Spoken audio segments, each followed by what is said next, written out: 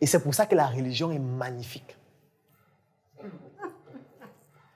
Il y a des gens qui croient qu'ils combattent la religion, mais ceux qui n'ont rien compris. Là, on ne peut pas combattre la religion, on doit faire la religion.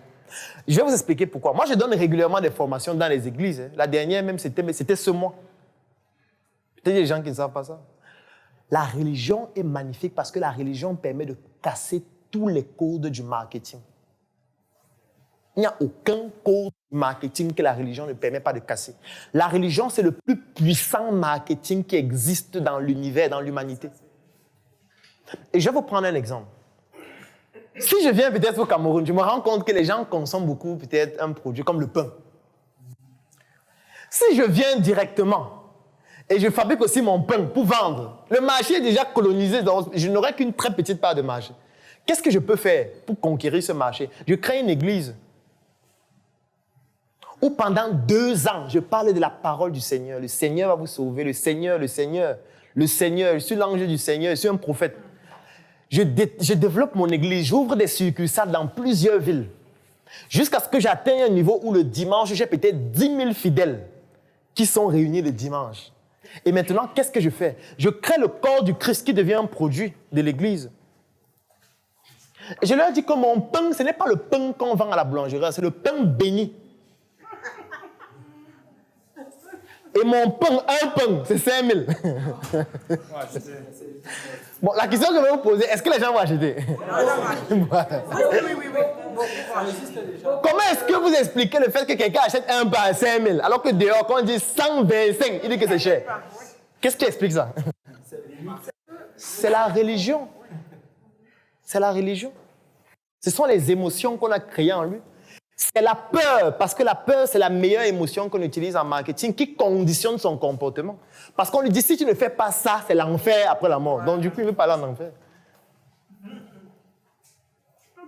Je vais vous prendre un autre exemple. Moi, j'ai un ami, il est pasteur, congolais. Il est ici au Cameroun en mission. Parce qu'il a pour mission d'ouvrir 100 églises au Cameroun en 5 ans. Actuellement, il est déjà à 16. Alors, ce qui se passe, c'est quoi? C'est que un jour, il m'a invité, je donnais des conférences dans son église.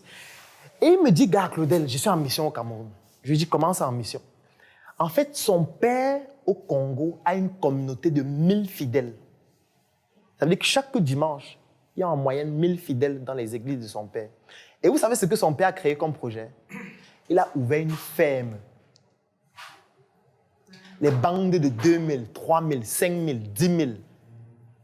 Et vous savez ce qu'il fait? Il a réussi à convaincre ses fidèles qu'ils doivent consommer un poulet par semaine.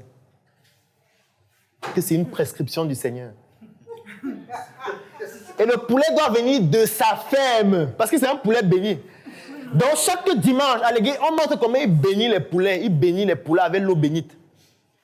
Et chaque dimanche, après l'église, chacun prend son poulet, il vend les poulets à 5 000. Faites 5 000 fois 1000 chaque dimanche. Vous voyez le chiffre d'affaires qu'il génère uniquement en disant que le Seigneur arrive bientôt. Chaque dimanche. Donc maintenant, sa mission, c'est de faire quoi? Il a donc envoyé certains de ses enfants dans plusieurs pays africains, comme le Cameroun, qu'aller là-bas faire la même chose pour que le segment de marché soit plus important. Vous êtes en train de vous amuser, mais la religion, on ne peut pas jouer. Je vais vous prendre un autre exemple. Moi, je suis le parrain professionnel des étudiants de l'Université catholique d'Afrique centrale qui est à Yaoundé, à Ekounou.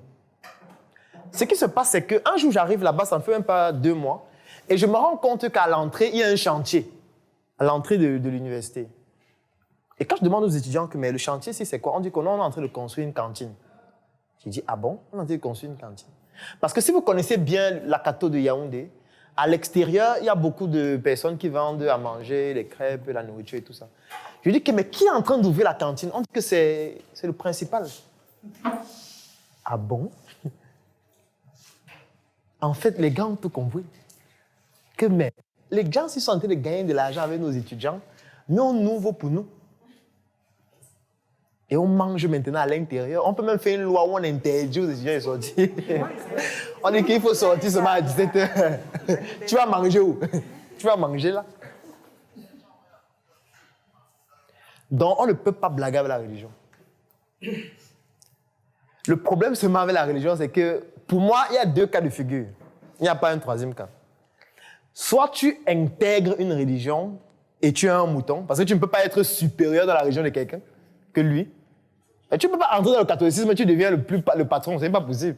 Il y a un patron qui sera la vie, ils vont s'échanger entre eux. Soit tu crées pour toi. Et c'est ça que Vladimir Poutine disait, le meilleur moyen de combattre une religion, c'est d'en créer une autre. Il n'y a pas un autre moyen. Et sur le plan marketing, on a seulement changé le mot religion par communauté. Parce qu'on sait que religion, bon, les gens auront peur. On va appeler ça, il faut développer ta communauté, il faut développer ton réseau. Mais en fait, c'est une religion. Ceux qui font le MLM là, c'est la religion.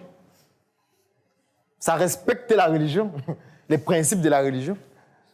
C'est juste qu'on a appelé ça réseau. Parce qu'on sait que religion, ça fait peur. Donc vous aussi, vous devez créer votre réseau. Sinon, ça ne fonctionne pas. Il n'y a aucune entreprise au Cameroun qui perdure sur le long terme sans communauté. Ça n'existe pas. Donnez-moi le nom d'une entreprise et je vais vous donner le nom de la communauté qui soutient l'entreprise là. Il n'y a pas aucune.